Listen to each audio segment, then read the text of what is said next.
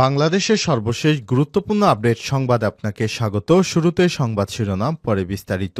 শুরুতেই জানাবো, ডক্টর ইউনূস সরকারের সমালোচনা করা রিপোর্ট প্রত্যাহার ব্রিটিশ এমপিদের।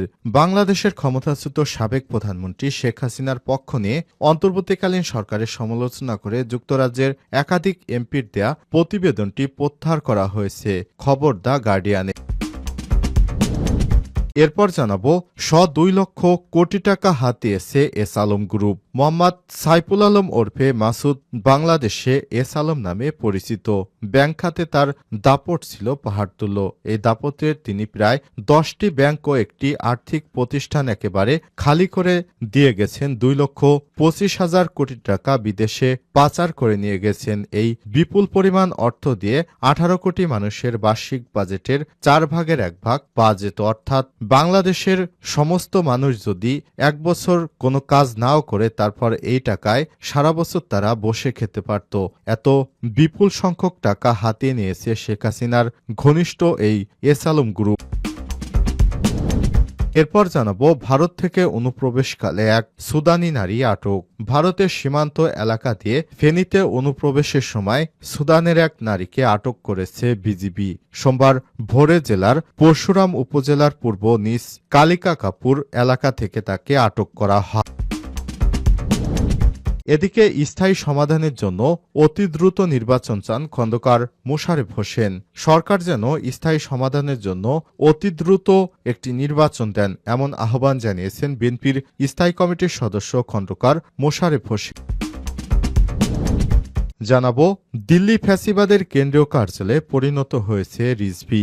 পার্শ্ববর্তী দেশ ভারত ফ্যাসিবাদের সেফ হোম, আর দিল্লি যেন ফ্যাসিবাদের কেন্দ্রীয় কার্যালয়ে পরিণত হয়েছে বলে মন্তব্য করেছেন বাংলাদেশ জাতীয়তাবাদী দল বিএনপির সিনিয়র যুগ্ম মহাসচিব অ্যাডভোকেট রুহুল কবির রিজভি। এবং সর্বশেষ জানাবো, শহীদ আসাদের প্রতি বিএনপি ছাত্র দলের শ্রদ্ধা।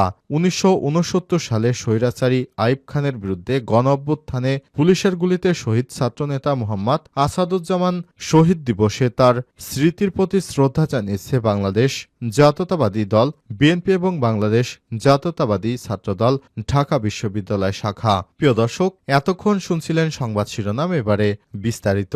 তবে তার আগে বন্ধুরা, অনুরোধ থাকবে সংবাদটিতে একটি লাইক দিন। এই চ্যানেলে আপনি নতুন হয়ে থাকলে আমাদের সংবাদটি দেখতে দেখতে চ্যানেলটি সাবস্ক্রাইব করে রাখুন। কমেন্ট করে আপনার মূল্যবান মতামত জানিয়ে দিন আপনি বিশ্বের কোন দেশ থেকে বা বাংলাদেশের কোন স্থান থেকে আমাদের সংবাদটি দেখছেন এবং শুনছেন। এবারে বিস্তারিত। ইউনূস সরকারের সমালোচনা করা রিপোর্ট প্রত্যাহার ব্রিটিশ এমপিদের। বাংলাদেশের ক্ষমতাচ্যুত সাবেক প্রধানমন্ত্রী শেখ হাসিনার পক্ষ নিয়ে অন্তর্বর্তীকালীন সরকারের সমালোচনা করে যুক্তরাজ্যের একাধিক এমপিদের দেয়া প্রতিবেদনটি প্রত্যাহার করা হয়েছে। খবর দ্য গার্ডিয়ানের। যুক্তরাজ্যের Commonwealth all party parliamentary group APPG গত বছরের নভেম্বরে ওই প্রতিবেদনটি দেয়। এতে অন্তর্বর্তীকালীন সরকারের ব্যাপক সমালোচনা করা হয়েছে। যদিও অভিযোগ ওঠে ওই প্রতিবেদনে উল্লেখিত কোনো তথ্য সঠিক নয়। কর্মকর্তারা বলছেন, লেবার পার্টির একজন এমপি হাউস অব কমন্সে এটি সম্পর্কে অভিযোগ করে পরে ওই প্রতিবেদনটি আর বিতরণ করা হচ্ছে না এবং প্রতিবেদনটি এখন পর্যালোচনার অধীনে রয়েছে। বিতর্কিত ওই প্রতিবেদনটিতে হাসিনার পতনের পর অন্তর্বর্তীকালীন সরকারের গঠন করা শান্তিতে নোবেল বিজয়ী ডক্টর মোহাম্মদ ইউনূসকে নিয়ে একাধিক সমালোচনা করা হয়েছে। এপিপিজি এর কনজারভেটিভ চেয়ার অ্যান্ড্রু রোসিল্যান্ড এর একটি প্রেস রিলিজে লিখেছেন যে বাংলাদেশের একটি সমৃদ্ধ ভবিষ্যৎ থাকা উচিত, যেখানে শুধু ক্ষমতাসীনদের সমর্থনের জন্য নয় বরং সবার জন্য সকল সুযোগ উন্মুক্ত থাকবে।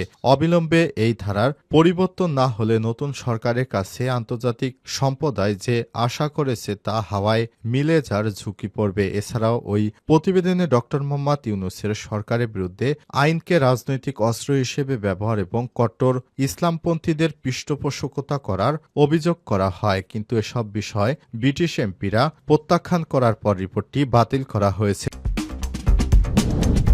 ভারত থেকে অনুপ্রবেশকালে এক সুদানি নারী আটক। ভারতের সীমান্ত এলাকা দিয়ে ফেনীতে অনুপ্রবেশের সময় সুদানের এক নারীকে আটক করেছে বিজিবি। সোমবার ভোরে জেলার পরশুরাম উপজেলার পূর্ব নিজ কালিকাপুর এলাকা থেকে তাকে আটক করা হয়। বিজিবি জানায়, সুদানের আবদেল রহিমের কন্যা ইসলাম আবদেল রহিমের সঙ্গে থাকা পাসপোর্টের তথ্য মতে তিনি কিছুদিন যাবৎ ভারতে অবস্থান করেন। সোমবার ভোরে অবৈধভাবে বাংলাদেশে অনুপ্রবেশকালে ফেনীর পরশুরাম উপজেলার পূর্ব নিজ কালিকাপুর এলাকা থেকে তাকে আটক করা হয়। এ সময় তার কাছে থাকা একটি মোবাইল ফোন, $100 ভারতীয় 30 রুপি ও নিজের ব্যবহৃত কাপড় জব্দ করা হয়েছে। পরে তাকে থানায় হস্তান্তর করা হয়। ফেনী ৪ বিজিবির অধিনায়ক লেফটেন্যান্ট কর্নেল মোহাম্মদ মোশারেফ হোসেন বিষয়টি নিশ্চিত করে বলেন, পরশুরাম সীমান্ত থেকে সুদানের এক নারীকে আটক করে থানায় হস্তান্তর করা হয়েছে। এর সঙ্গে স্থানীয় মানব পাচার চক্র জড়িত থাকতে পারে। সীমান্তে বিজিবির অভিযান এবং গোয়েন্দা তৎপরতা অব্যাহত থাকবে। প্রসঙ্গত, 2.25 লক্ষ কোটি টাকা হাতিয়েছে এস আলম। মোহাম্মদ সাইফুল আলম ওরফে মাসুদ বাংলাদেশে এস আলম নামে পরিচিত। ব্যাংক খাতে তার দাপট ছিল পাহাড়তুল্য। ওই দাপটে তিনি দেশের 10টি ব্যাংক ও একটি আর্থিক প্রতিষ্ঠান একেবারে খালি করে দিয়ে গেছেন। 2,25,000 কোটি টাকা পাচার করেছেন। এই পরিমাণ অর্থ বাংলাদেশের 18 কোটি মানুষের বার্ষিক বাজেটের প্রায় 4 ভাগের 1 ভাগ। অর্থাৎ এই টাকা দিয়ে সারা দেশের মানুষকে 1 বছর বিনা পরিশ্রমে খাওয়ানো যেত। এসব ঋণের মধ্যে এস আলম গ্রুপের নামে 92,000 কোটি টাকা, বেনামে 97,000 কোটি টাকা এবং 36,000 কোটি টাকা রয়েছে ইনডিরেক্ট সুবিধা অনন্য উপায়ে নেয়া ঋণ। লুট করা অর্থ বিদেশে পাচার করে এস আলম নিজেও পালিয়ে গেছে সিঙ্গাপুর।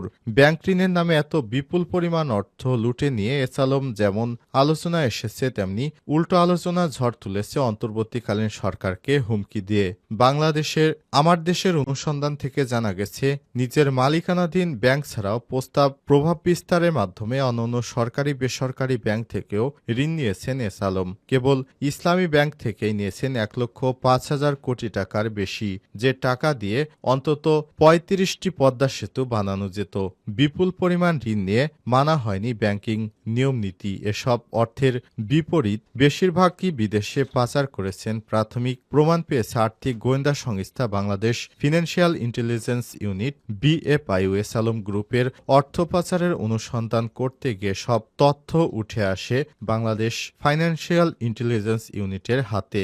জাতীয় রাজস্ব বোর্ড NBR থেকে কার্যক্রম পরিচালনা করা হয়েছে। এস আলমের এ সমস্ত বিষয়াদি সামনে একের পর এক উঠে আসছে। এতে দেখা যাচ্ছে শেখ হাসিনার আমলে ভয়ঙ্কর লুটপাটের চিত্র।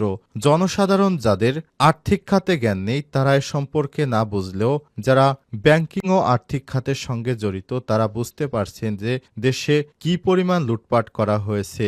শ্বেতপত্র বিষয়ক কমিটি দেবপ্রিয় ভট্টাচার্যের মতে বাংলাদেশ থেকে শুধু চুরি নয়, বরং মহা ডাকাতি করা হয়েছে। এই লুটপাটের অর্থ বিদেশে পাচার করেছে এস আলম সামিট সহ বেশ কয়েকটি গ্রুপ।